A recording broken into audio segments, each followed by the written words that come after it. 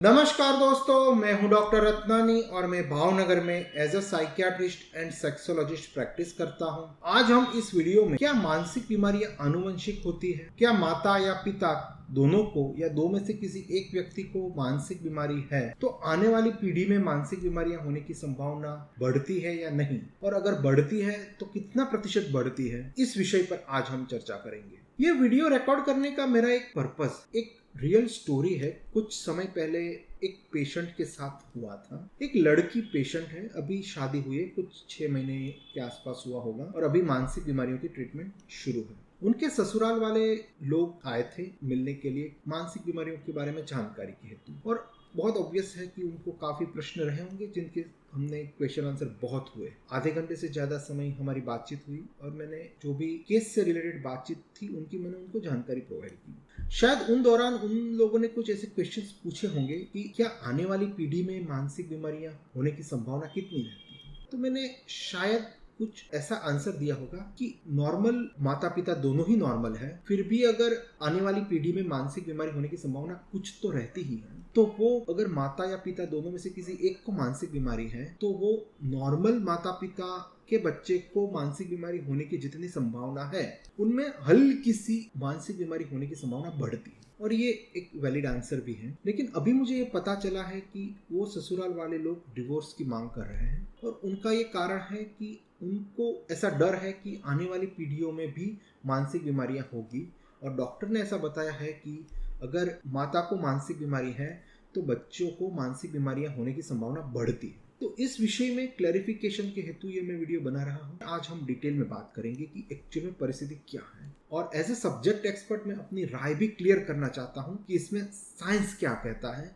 और एक्चुअल परिस्थिति क्या है। तो सबसे पहले देखते हैं कि किसी भी व्यक्ति को मानसिक बीमारियां होती हैं उनमें एक जेनेटिक या आनुवंशिक कंपोनेंट होता है और एक एनवायरनमेंट जिसमें आसपास का वातावरण, परवरिश, ये सब चीजों का भी रोल होता है। तो ये जेनेटिक या आनुवंशिक कंपोनेंट कितना है और एनवायरमेंटल या आसपास के वातावरण का कंपोनेंट कितना है, इसको एग्जैक्ट सेपरेट कर पाना काफी मुश्किल है। और जेनेटिक कंपोनेंट भी अगर हम देखें तो वो पॉलीजेनिक है, मतलब ये माता को मानसिक बीमारी थी इसलिए बच्चे को मानसिक बीमारी हुई है, ऐसा 100% श्योरिटी के साथ नहीं बताया जा सकता, क्योंकि उसमें मल्टीपल जीन में भी वो अनुवंशिकता के जीन में भी वो मल्टीपल एस्पेक्ट काम करते हैं कि जिसमें सिर्फ माता की मानसिक बीमारी को बच्चे की मानसिक बीमारी की वजह उतनी खातरी से नहीं कह सकते। तो ये काफी कंफ्यूजिंग चीज है। फिर भी उसमें काफी रिसर्च हुए और रिसर्च में ऐसा पता चला है कि स्किज़ोफ्रेनिया और बाइपोलर डिसऑर्डर में आनुवंशिकता देखी गई है।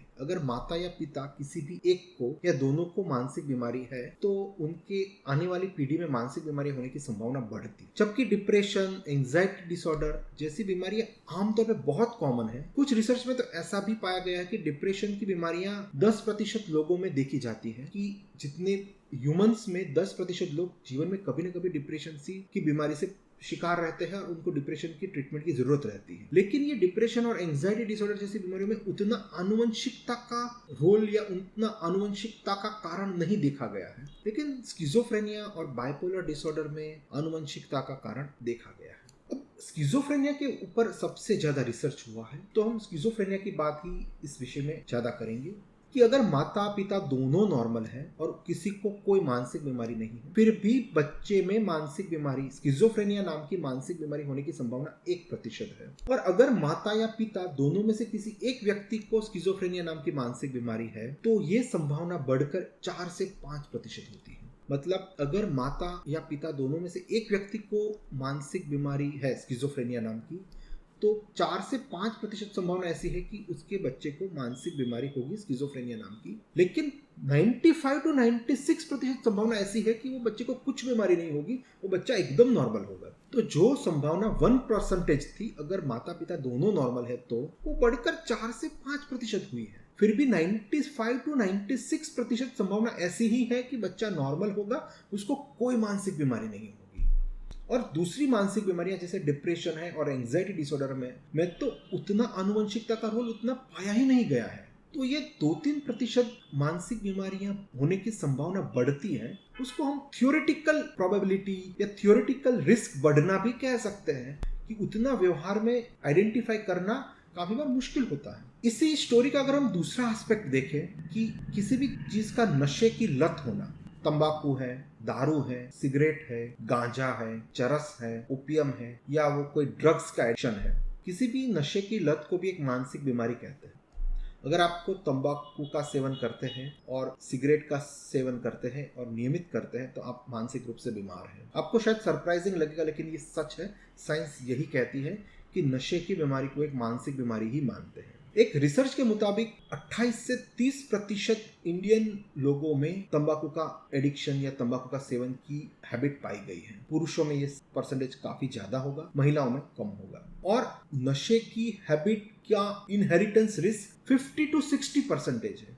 मतलब अगर आप सिंपल सी बात देखें कि अगर पिताजी को तंबाकू की हैबिट है या सिगरेट स्मोकिंग की हैबिट है या पान मावा गुटखा की हैबिट है, तो 50 से 60% संभावना ऐसी है कि उसके बच्चे को भी तंबाकू की नशे की हैबिट होगी। और इसका प्रूफ के लिए हमें कोई दूर जाने की जरूरत नहीं है। हम आसपास में ही देख सकते हैं कि पिताजी को भी तंबाकू की हैबिट थी, वो भी पान खाकर इधर उधर थूकते रहते थे, और अभी सुपुत्र भी वही करते हैं, उनको भी तंबाकू की हैबिट है और वो पान खाकर इधर उधर थूकते रहते हैं। लेकिन मुझे आज तक एक भी महिला ऐसी नहीं मिली जिन्होंने ऐसा बताया हो कि मुझे डिवोर्स चाहिए, क्योंकि अगर मेरे पति को तंबाकू के नशे की हैबिट है और मैं नहीं चाहती हूँ कि मेरे पुत्र में भी ये हैबिट आए। और एनवायरमेंटल और जेनेटिक फैक्टर दोनों ही ये हैबिट में काम करते हैं। पिताजी का पुत्र है तो वो जीन भी वो ट्रांसफर हो रहे हैं, और एनवायरमेंटल मतलब उसी परिवार में जहाँ पल बढ़ रहा है वो बच्चा, कि जहाँ वो तंबाकू का सेवन किया जा रहा है, उसको कोई खराब चीज माना ही नहीं जा रहा है, उसको नॉर्मल लेके सब लोग एक्सेप्ट कर रहे हैं। तो अगर आप इनहेरिटेंस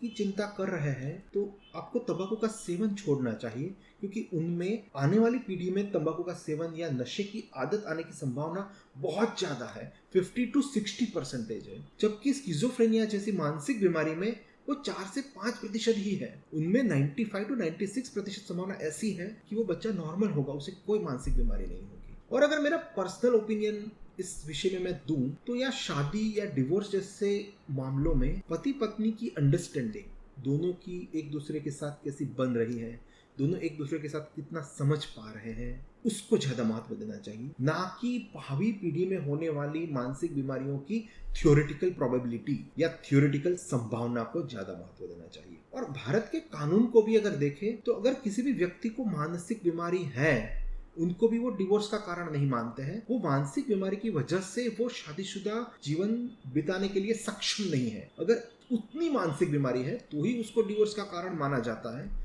तो उसमें अगर मरीज ठीक है, दवाइयों के साथ नॉर्मल जिंदगी जी रहा है और वो शादीशुदा जिंदगी की जो जिम्मेदारियां हैं उसको भी उठाने के लिए सक्षम है, तो सिर्फ भावी पीढ़ी में मानसिक बीमारी होने की संभावना को कारण बनाकर डिवोर्स की डिमांड करना या डिवोर्स लेना मेरे हिसाब से कोई समझदारी नहीं है। ये मानसिक बीमारियां एक शारीरिक बीमारियों की तरह ही है। अगर मरीज दवाइयों के साथ नॉर्मल जिंदगी जी रहा है और मानसिक बीमारियों के साथ भी अगर वो शादीशुदा जिंदगी बिताने के लिए सक्षम है और पति पत्नी के बीच में अंडरस्टैंडिंग अच्छी है, तो सिर्फ भावी पीढ़ी में मानसिक बीमारियां होगी, उस थ्योरेटिकल संभावना को उतना महत्व देकर डिवोर्स लेना मेरे हिसाब से कोई समझदारी की बात नहीं है। तो दोस्तों, ये थी कुछ बातें जो मानसिक बीमारियों की आनुवंशिकता के संबंधित में आपसे करना चाहता था, जो मैं आशा करता हूँ कि आपको पसंद भी आई होगी और इन्फॉर्मेटिव भी लगी होगी।